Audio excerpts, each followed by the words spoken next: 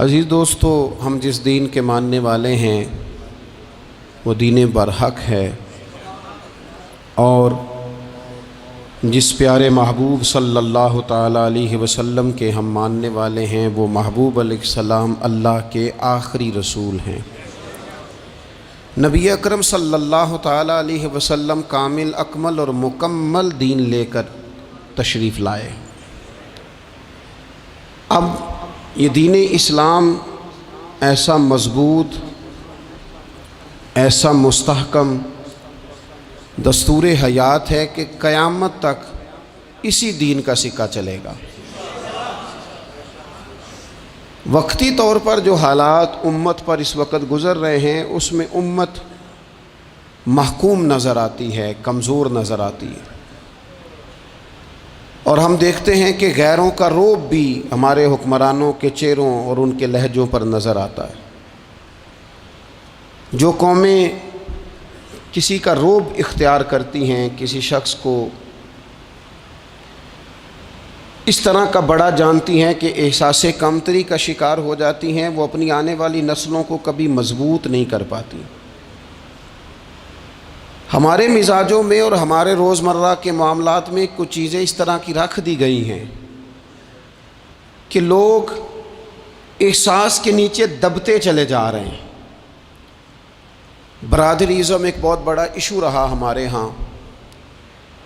میں بڑی درد کے ساتھ یہ بات عرض کیا کرتا ہوں کہ زیادہ گناہ اور زیادہ جرم اس بندے کا نہیں جو اپنی برادری کو بڑا سمجھتا ہے، بلکہ زیادہ مجرم وہ ہے جو اپنی برادری کو چھوٹا سمجھتا ہے۔ اس نے کیوں اپنے اندر احساس کمزوری پیدا کیا؟ اس کو کیوں ضرورت پیش آئی یہ کہنے کی کہ میں کسی کمزور قبیلے سے تعلق رکھتا ہوں؟ اسے کھل کے کہنا چاہیے تھا کہ میں بھی جناب آدم کا بیٹا ہوں۔ اسے کھل کے کہنا چاہیے تھا کہ میں بھی رسول رحمت کا غلام ہوں، میں بھی اللہ کا بندہ ہوں۔ کھل کر بات کرنی چاہیے۔ احساس کے نیچے دب جانا، پریشان۔ پھر اسی طرح کا معاملہ امیری غریبی کا ہے۔ غربا کیوں یہ سمجھ بیٹھتے ہیں کہ جس کے پاس پیسے زیادہ ہیں شاید فضل بھی زیادہ اسی کے پاس ہے؟ کیوں اس احساس سے باہر نہیں آتے؟ اگر دولت بہت اعلیٰ ہوتی نا اور بڑی ہی قیمتی ہوتی تو سب سے زیادہ سیدہ فاطمہ زہرا کے گھر میں ہوتی، سب سے زیادہ تجوریاں سیدہ عائشہ صدیقہ کے پاس ہوتی، لیکن یہ زیادہ قیمتی نہیں تھی، اس لیے دروازہ رسول پہ بھی نہیں تھی۔ تو اسی طرح کا معاملہ کچھ لوگوں کا ہے۔ میں نے اپنی زندگی میں یہ دیکھا ہے کہ مذہبی ماحول سے وابستہ لوگ کئی دفعہ بڑے پریشان ہو جاتے ہیں کہ میں تو مولوی صاحب ہوں، اور محلے کا مولوی بنا کے جب کسی کو رکھا جاتا ہے تو بیچارہ ویسے بھی پریشان ہو جاتا ہے۔ اس کی ذمہ داری ہوتی ہے کہ تو نے وقت پہ جنازہ پڑھانا ہے، ٹائم پہ کول پہ آ جانا، 10ویں پہ وقت پہ پہنچنا، غیر حاضر نہ ہونا۔ کچھ جگہوں پہ یہ بھی رواج ہے کہ جناب آپ کو 7 دن اور 10 دن مسلسل بیٹھنا ہے اور پڑھائی کرنی ہے۔ وہ آہستہ آہستہ آہستہ آہستہ بچے احساس کا شکار، یعنی قرآن شریف پڑھنے والے بچے اور کتاب و سنت کی تعلیم حاصل کرنے والے بچے، لیکن انہیں یہ کہا جاتا ہے کہ چلو فلانی جگہ قرآن پاک پڑھنے چلتے، قرآن پڑھنے جا رہے ہیں۔ قرآن انقلاب کی کتاب ہے، قرآن بندے کو عروج دیتا ہے، لیکن ان بچوں کی ذہنی ساخت یہ بنائی جا رہی ہے کہ چلو قرآن پاک پڑھنے چلتے ہیں، وہاں بریانی ملے گی کھانے کو، گوشت ملے گا کھانے کو۔ شکایت ہے مجھے یا رب خدا بندان مکتب سے، سبق شاہی ہے بچوں کو دے رہے ہیں خاک بازی کا۔ اتنی چھوٹی جب آپ کسی کی سوچ بنا دیتے ہیں تو پھر وہ آپ کہیں کہ وہ انقلاب برپا کرے، وہ کوئی بڑا کارنامہ سر انجام دے، یہ ہوتا نہیں، ممکن نہیں ہوتا۔ جب آپ آہستہ آہستہ کر کے احساس کمزوری کے نیچے دبتے چلے جاتے ہیں، دبتے، حالات خراب ہو جاتے ہیں۔ ہمارے بزرگ ہمیں کہا کرتے تھے کہ مولوی ہونا کوئی تانا ہے،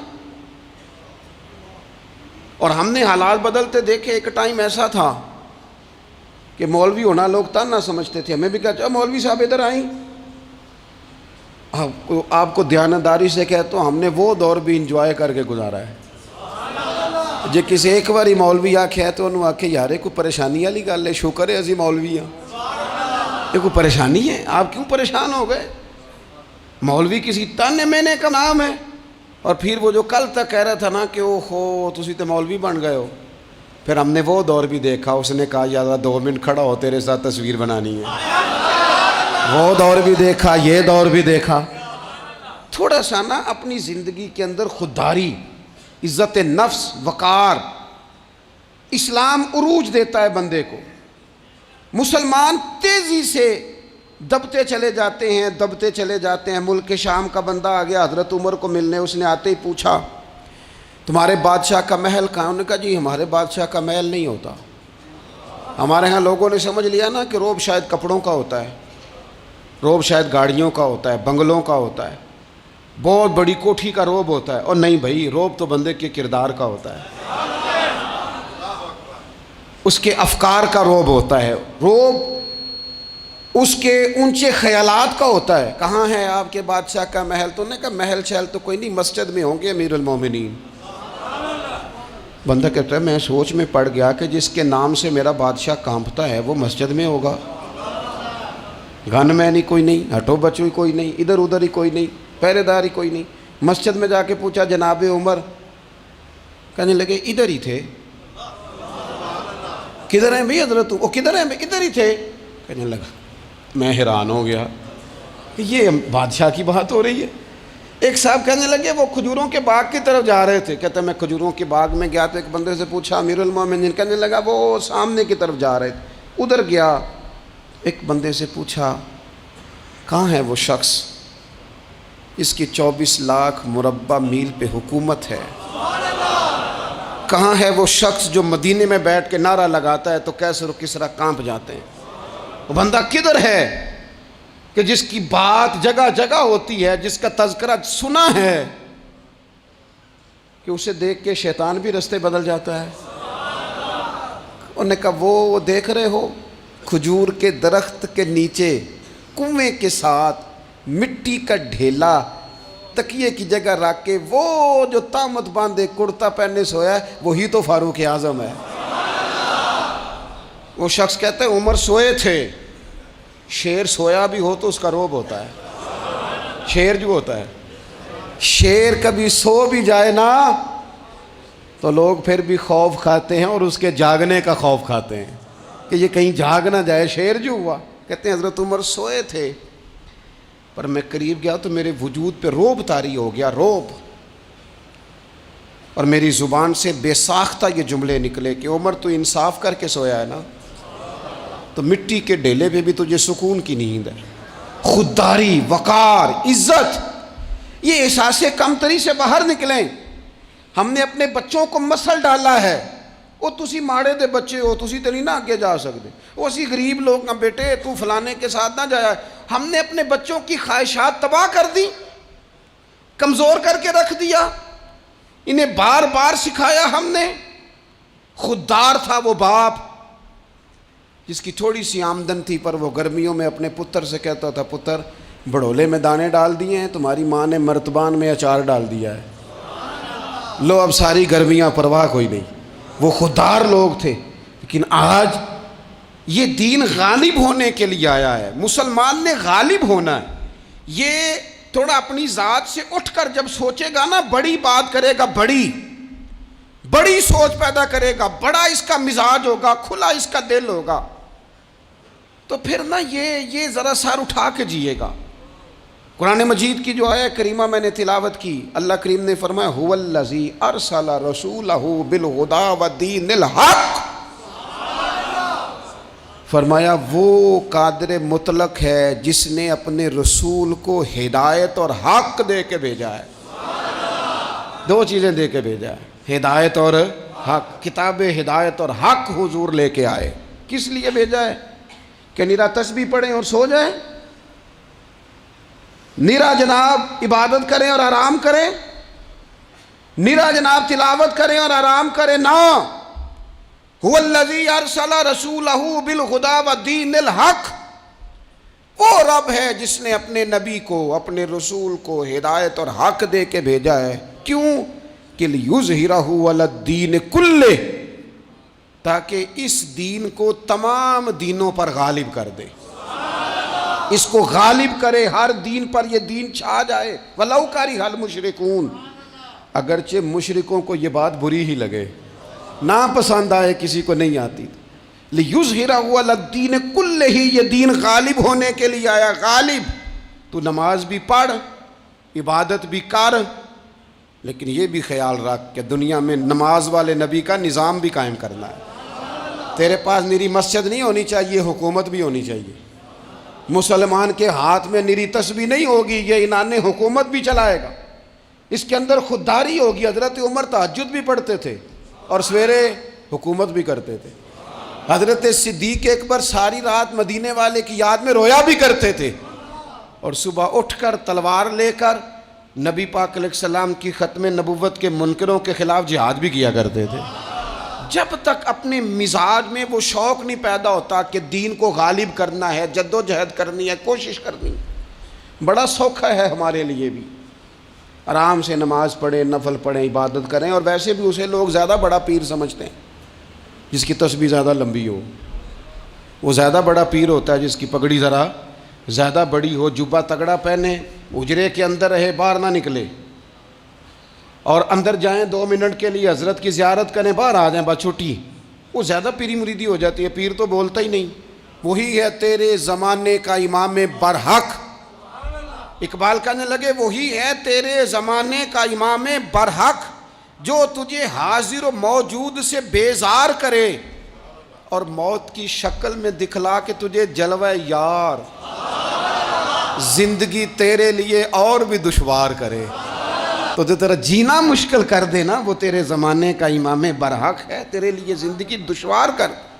یہ کیا بات ہوئی کہ ٹھیک ہے جناب آپ موج کریں جو دین غالب ہونے کے لیے آیا، دین کے مزاج میں غلبہ ہے، دین کی طبیعت میں غلبہ ہے، دیندار چھا کے وقت گزارا کرتے ہیں۔ اللہ تعالیٰ نے اس دین کے اندر وہ قرار دیا ہے، وہ وسعت دی ہے، وہ درد دیا ہے، وہ ذوق دیا ہے۔ اپنے اندر سے وہ بت توڑ ڈالیں جو بت مایوسی پھیلاتے ہیں، ان جگہوں سے نکل آئیں جہاں انسان کمزور پڑتا ہے۔ اٹھ باندھ کمر کیوں ڈرتا ہے، پھر دیکھ خدا کیا کرتا ہے۔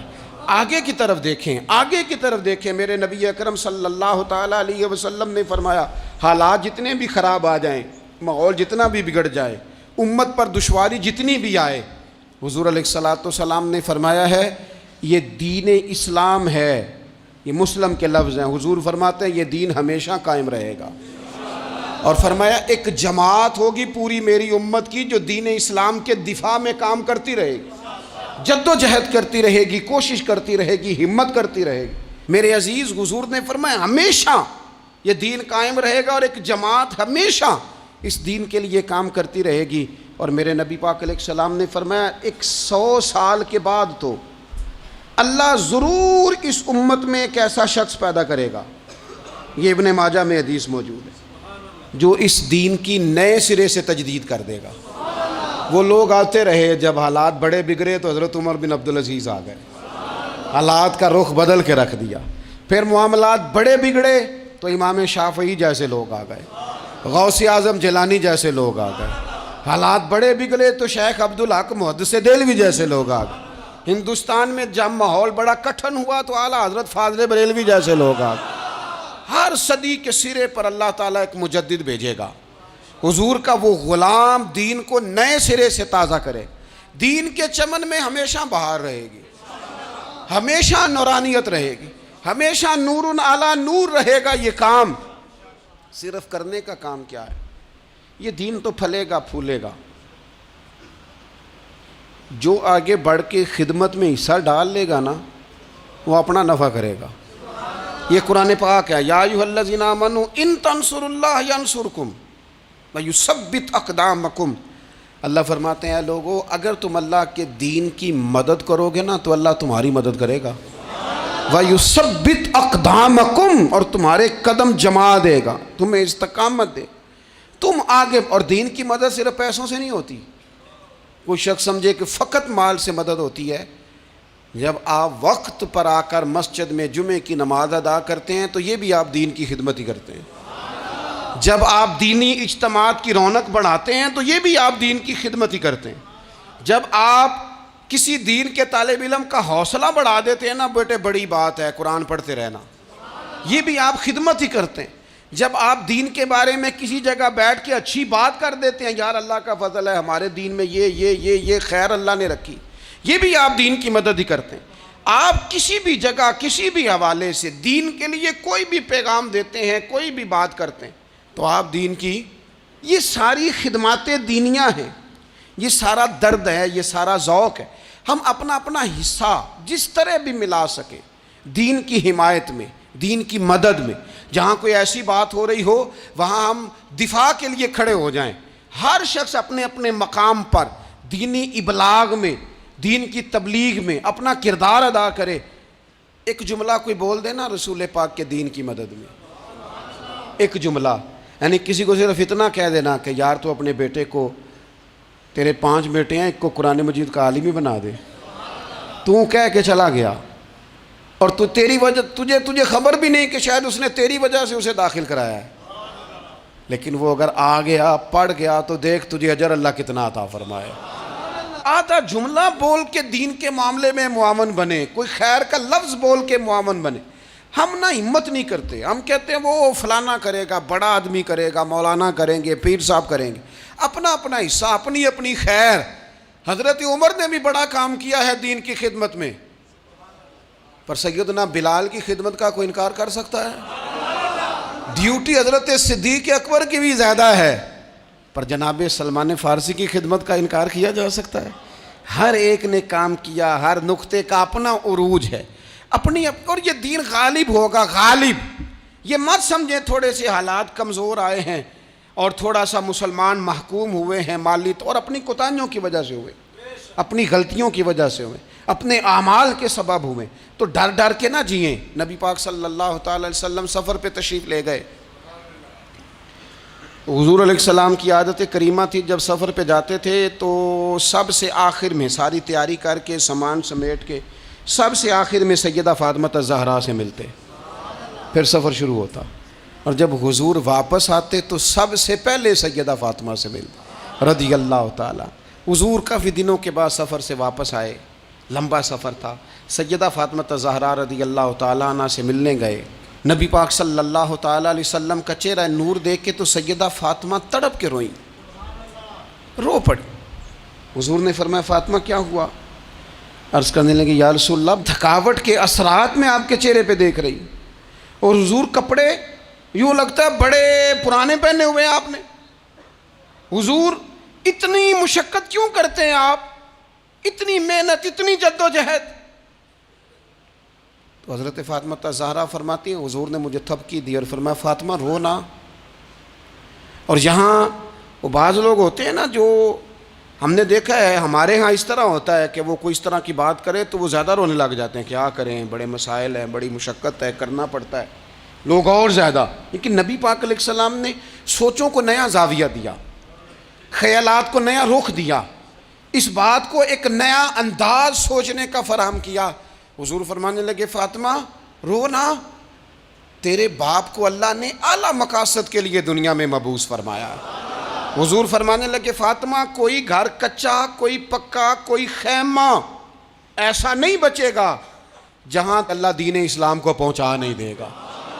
اور فرمایا فاطمہ یاد رکھنا جس طرح رات چھا جاتی ہے نا، محمد عربی کا دین بھی چھا جائے گا، یہ چھا جائے گا دین، جس طرح رات چھا جاتی ہے یہ دین بھی چھا جائے گا۔ اور پھر دین چھا گیا، جگہ جگہ چھا گیا، یورپ میں بھی اذانیں پڑھی جانے لگی، امریکہ اور افریقہ میں بھی قرآن پڑھا جانے لگا، جگہ جگہ جگہ جگہ رسول اللہ صلی اللہ علیہ وسلم کے دین کی بات ہونے لگی۔ کہا فاطمہ کار کچا ہو یا پکا ہو، خیمہ ہو، ہر جگہ یہ دین پہنچے گا، اور دین پہنچا۔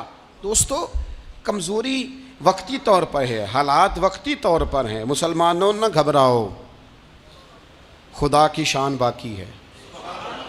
یہ دین فطرت ہے، یہ دین اپنی حقانیت کی وجہ سے پھیل رہا ہے، کسی کا محتاج نہ یہ کسی کے زور لگانے۔ مسلمانوں نہ گھبراؤ، خدا کی شان باقی ہے، ابھی اسلام زندہ ہے، ابھی قرآن باقی ہے۔ یہ کافر کیا سمجھتے ہیں جو ہم سے روز الجھتے ہیں؟ ابھی تو کربلا کا آخری میدان باقی ہے، ابھی تو آخری میدان لگے گا میدان کربلا میں، اور فکر حسینی کے علم بردار میدان میں نکلیں گے، یزیدی سوچوں سے ٹکرائیں گے، اور بڑے سینے تیار ہیں جو اس کے لیے پوری جدوجہد کریں گے۔ ابھی تو کربلا کا آخری میدان باقی ہے۔ اپنی زندگی کے اندر قوت ارادی پیدا کریں، کچھ کر لینے کی ٹھان اپنے مزاج میں پیدا کریں۔ کمزوری آ جاتی۔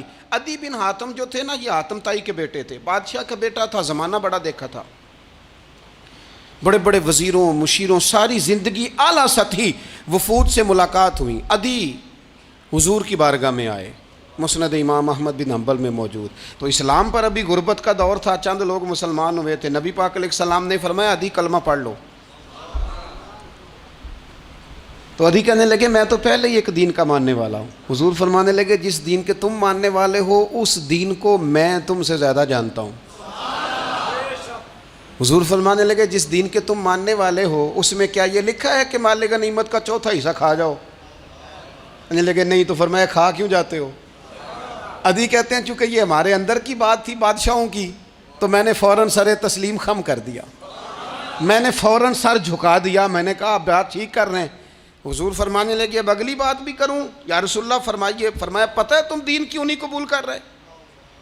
یہ بھی مجھے پتہ ہے۔ یا رسول اللہ کیوں؟ فرمایا تم دیکھتے ہو کہ دین کے ماننے والے غریب غریب لوگ ہیں، تم دیکھتے ہو کہ ابھی یہ کمزور ہیں، تم دیکھتے ہو کہ مکے والوں نے مدینہ طیبہ سے پریشان کر کے مسلمانوں کو نکال دیا ہے، یہ غریبی دیکھ کر بظاہر اسلام کی کمزوری دیکھ کر تم کلمہ نہیں پڑھ رہے؟ حضور فرمانے لگے عدی مقام حرا کا نام سنا ہے؟ بڑی دور تھا علاقہ، وہ مقام حرا کا نام سنا ہے؟ عدی کہنے لگے حضور سنا ہے پر وہ جگہ دیکھی نہیں۔ محبوب فرمانے لگے سن، میں وہ وقت لے کے آؤں گا، میرا دین اس طرح نافذ ہوگا کہ ایک عورت مقام حرا سے اونٹنی پہ اکیلی بیٹھے گی اور اکیلی آئے گی اور آ کے بیت اللہ کا طواف کرے گی، سوائے اسے اللہ کے کسی کا خوف نہیں ہوگا، رب کے علاوہ کسی سے نہیں ڈرے گی۔ یہ دور آئے گا، تو دیکھ رہا ہے کہ صرف مکے پہ حکومت نہیں دنیا پہ مسلمان چھا جائیں گے۔ اور حضور فرمانے لگے کسرا کا نام سنا ہے؟ کہا حضور وہ تو بظاہر اس وقت بڑا تگڑا بادشاہ ہے۔ فرمایا اس کے علاقے بھی فتح ہوں گے، وہ خزانے مسلمانوں کے پاس آئیں گے۔ اور فرمایا تو تیسری بات نبی پاک نے بیان کی، فرمایا تو یہ دیکھ رہا ہے کہ مسلمانوں میں غربت ہے؟ فرمایا عدی ایک وقت آئے گا لوگ دینے کے لیے نکلیں گے پر انہیں لینے والا کوئی نہیں ملے گا۔ ایک وقت آئے گا لوگ دینے نکلیں گے لینے کوئی نہیں آئے گا۔ عدی کہتے ہیں کہ میں رسول کریم کا کلمہ پڑھ کے مسلمان ہو گیا، اور پھر زیادہ دور نہیں گزرا، عدی رویا کرتے تھے، حاتم تائی کے بیٹے عدی رویا کرتے تھے اور رو کے بتایا کرتے تھے لوگوں وہ جو حضور نے فرمایا تھا نا بی بی حرا سے چلے گی اور طواف کرے گی، وہ بی بی میں نے اپنی آنکھوں سے آتی دیکھی، میں نے اس تنہا عورت کو حضور سید عالم کی پیشن گوئی کے مطابق بیت اللہ کا طواف کرتے دیکھا، اسے سوائے اللہ کے کسی کا ڈر نہیں تھا۔ اور عدی کہنے لگے وہ جو حضور نے فرمایا تھا نا کہ کسرا کے خزانے فتح ہوں گے، فرمایا وہ جب فتح ہو رہی تھی تو میں خود اس جنگ میں شریک تھا، مجھے اللہ نے موقع دیا، میں مجاہدوں میں شامل تھا۔ اور فرمانے لگے تیسری پیشن گوئی رہ گئی ہے، مجھے امید ہے وہ بھی پوری ہوگی۔ حضرت عمر بن عبدالعزیز کے زمانے میں آ کے وہ دور بھی آیا کہ لوگ زکوٰۃ دینے نکلتے تھے، لینے والا کوئی نہیں ملتا تھا، لوگ کسی کو غریب سمجھ کے صدقہ دینے لگتے تھے، وہ کہتا تھا بھائی لے جا میں تو رات خود دے کے آیا ہوں، لوگ دینے نکلتے تھے لینے والا کوئی نہیں۔ اسلام کی فطرت میں قدرت نے لچک دی ہے، اتنا ہی یہ ابھرے گا جتنا کہ دبا دو گے۔ یہ مولویوں کی وجہ سے، پیروں کی وجہ سے، سیاستدانوں کی وجہ سے نہیں چھائے گا۔ یہ کیوں چھائے گا کہ ارسل رسولہ بالہدی ودین الحق، یہ اس لیے چھائے گا کہ اللہ نے بھیجا ہی حق کے ساتھ ہے، یہ آیا حق کے ساتھ ہے، لہذا چھا جائے۔ حق ہمیشہ چھا جایا کرتا ہے۔ اور وَقُلْ جَاءَ الْحَقُّ وَزَهَقَ الْبَاطِلُ إِنَّ الْبَاطِلَ كَانَ زَهُوقًا، جب حق آتا ہے تو باطل خود بخود چھپ جاتا ہے، اور باطل ہوتا بھی مٹ جانے کے لیے بس نا یہ دین حضرت خباب بن الارت رضی اللہ تعالیٰ عنہ فرماتے ہیں ہمیں بڑی تکلیف دی کفار مکہ نے، قریش نے بڑا ستایا۔ نبی پاک علیہ السلام خانہ کعبہ کے ساتھ ایک چادر لے کے آرام فرما رہے تھے، ہم حضور کی بارگاہ میں گئے، یا رسول اللہ دعا کریں یہ تباہ ہو جائیں، تنگ بڑا کرتے ہیں، حضور آپ دعا کریں اللہ کی بارگاہ میں۔ تو حضور اٹھ کے بیٹھ گئے، فرمایا جلدی نہ کرو، تم سے پہلے ایسے لوگ گزرے ہیں جن کو گڑوں کے اوپر رکھ کے نا تو آروں سے کاٹ دیا جاتا تھا، وہ 2 ٹکڑے ہو جاتے تھے۔ فرمایا جلدی نہ کرو، تم سے پہلے ایسے لوگ گزرے ہیں کہ لوہے کی کنگھیوں سے ان کا گوشت نوچ دیا جاتا تھا، ہڈیاں تک زخمی ہو جاتی تھی، سی نہیں کرتے، زخم پہ زخم کھا کے جی، خون جگر کے گھونٹ پی، آہ نہ کر لبوں کو سی، یہ عشق ہے کو دل لگی نہیں۔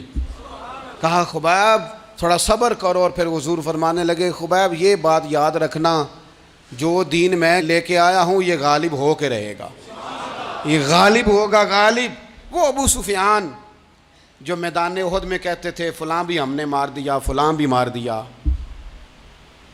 جب 10,000 کا لشکر لے کے نبی پاک گئے تھے نا دوبارہ واپس، 10 سالوں میں 3 لوگ لے کے حضور مکے سے آئے، اور 10,000 کا لشکر لے کے جب دوبارہ گئے نا، ابو سفیان کہنے لگے لڑنا ہی نہیں، کیونکہ جس شان سے معصوم آمنہ آئے ہیں لڑنے والی بات ہی کوئی نہیں، طاقت ہی نہیں، آنکھ نہیں ملا سکتے تو ہاتھ کیسے اٹھائیں گے۔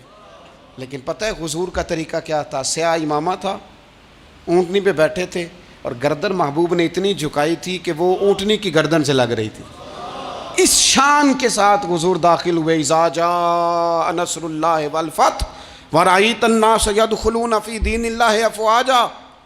اپنے اندر نہ تھوڑی سی، آپ 24 گھنٹے دنیا کمائیں، کوئی منع نہیں کرتا، مال کمائیں، جائیدادیں بنائیں، حلال کمائیں، جتنا مرضی کمائیں، لیکن نہ کچھ تھوڑا سا اپنے آپ کو دین کے لیے، صرف مالی طور پر نہیں۔ ہمارے ہاں ایک بہت بڑا مسئلہ یہ بن گیا کہ صرف مالی طور پر ہم سمجھتے ہیں دین کی مدد کر دیں۔ اگر آپ اپنے پتر کو نمازی بنا چکے ہیں تو ایک کام آپ نے دین کی خدمت کا کر لیا۔ اگر آپ کی بیٹی پردے کی عادی ہو گئی ہے تو آپ نے دین کی خدمت میں ایک حصہ ڈال لیا ہے۔ اگر آپ کے گھر کے اندر آپ ان ساری چیزوں کو بین کرنے میں کامیاب ہو گئے، یا ایھا الذین آمنوا قوا انفسکم واہلیکم نارا، ایمان والو خود بھی دوزخ سے بچو، اپنے اہل خانہ کو بھی بچاؤ۔ اگر فحاشی اور ریانی کا رستہ آپ نے اپنے دروازے کے باہر روک دیا ہے تو آپ نے دین کی خدمت کر لی ہے۔ اگر آپ اپنے دوستوں کو نمازی بنانے میں کامیاب ہو گئے، اگر آپ چند لوگوں کو قرآن پڑھانے میں کامیاب ہوئے ہیں، تو پھر کچھ نہ کچھ حصہ آپ نے دین میں شامل کیا ہے۔ کرنے کا کام یہ ہے کہ اپنا اپنا حصہ اپنی اپنی خیر دین میں ملائیں، جدوجہد کریں، کوشش کریں۔ 2 جملے بول کر، جب کوئی بندہ کہہ رہا ہو نا جی بڑا مشکل ہے دین پہ عمل کرنا، تو اسے کہیں دین پہ ہی چلنا تو آسان ہے، دین پہ چلنا ہی تو آسان ہے۔ جب بڑی دین مخالف باتیں ہو رہی ہوں تو وہاں ساری برادری کٹھی بیٹھی ہے نا، بچے کے دن رکھے جا رہے ہیں، تو میں دین کی خدمت بتا رہا ہوں کیا کیا کرنی ہے۔ بیٹی بیٹے کے دن طے ہو رہے ہیں تو کوئی کہتا ہے کہ ماموں کو منا لو ناراض ہے، چچا کو منا لو ناراض ہے۔ یہ میں اپنا درد دل آپ کے سامنے رکھ رہا ہوں۔